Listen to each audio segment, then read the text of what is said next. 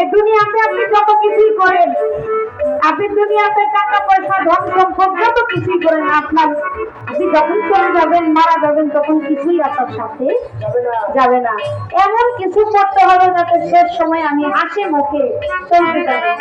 তাই গানে তোমার ভিক্ষার লিখে আইন না, ওই অসময়ের সময় যেন ওদের আমার পাশে থাকে, তার জন্য কিছু করবে। ও দয়াল তুমি দিবে আমার